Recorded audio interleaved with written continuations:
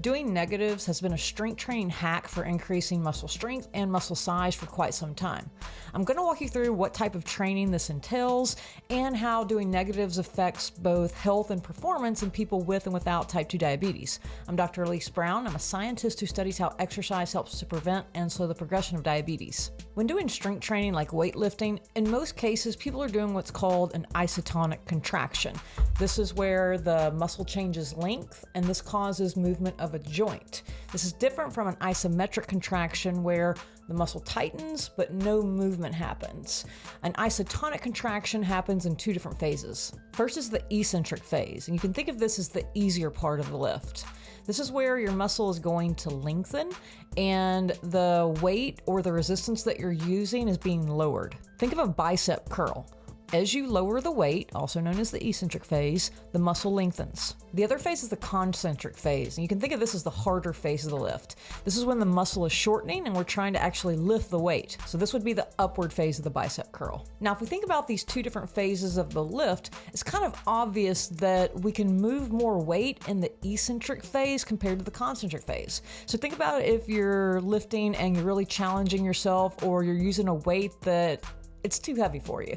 So chances are you're probably going to be able to move that weight in a controlled way through the eccentric phase, but when you go to lift it or try to take it through the concentric phase, it might not go anywhere. Because we can move more weight in the eccentric phase, one strategy for increasing strength is to spend more time in the eccentric phase. And these are called doing negatives. So when people do negatives, typically they'll spend usually between 3 to 5 seconds in the eccentric phase, and then it takes about 1 to 2 seconds to move the weight through the concentric phase. If we're thinking about the total number of reps that we can do, if we're training in the eccentric phase only versus the concentric phase only, typically if you're doing a bicep curl, you'll be able to do anywhere between 1.5 to 3 times more reps in the eccentric phase and about 1.5 times as many reps for a back squat and a bench press with the eccentric phase compared to concentric. For health effects, there's been some evidence in healthy men over the age of 60,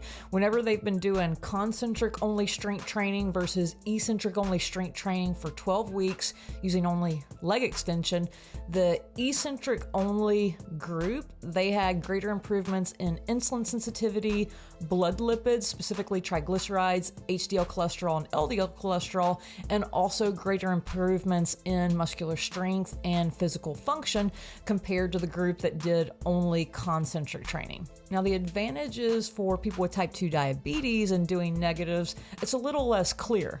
There was one study in this group of people, this population, that compared doing eccentric only training for 10 weeks versus doing nothing at all, so comparing it to a control group. At the end of the 10 weeks, the eccentric only group, they did have significantly improved or lowered triglycerides compared to the control group, but there weren't any differences between the two groups in terms of insulin resistance, A1C, fasting glucose, or other blood lipids. There was another study in people with type 2 diabetes that lasted 12 weeks, and they compared an eccentric only group that did the eccentric phase in 5 seconds compared to a concentric only group that completed the concentric phase in 1 to 2 seconds.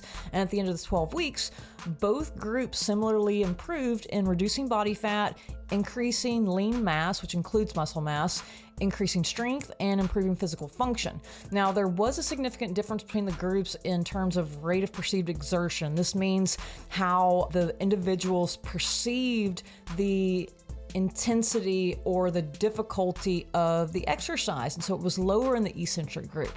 So this means that while both of these types of training can similarly improve body composition and performance in people with type 2 diabetes, the eccentric training only didn't seem as difficult. One of the likely reasons that we saw improvements in different risk factors in a group of people that didn't have diabetes, so we saw improvements in insulin sensitivity, HDL and LDL cholesterol, well, but we didn't see these same improvements in the studies that looked at people with type 2 diabetes. So one reason for this may be because of the diabetes medications. It's really difficult to control for diabetes medications in these types of studies, so we don't know if there were improvements throughout the study that happened because of the medication or because of the exercise itself. So it's really difficult to tease those factors out. Doing negatives can help to improve different health and performance markers in healthy populations, but it's too early to tell if we can see similar improvements in people with type 2 diabetes. Please make sure that you speak with your doctor before making any changes to your exercise program. Thank you for watching.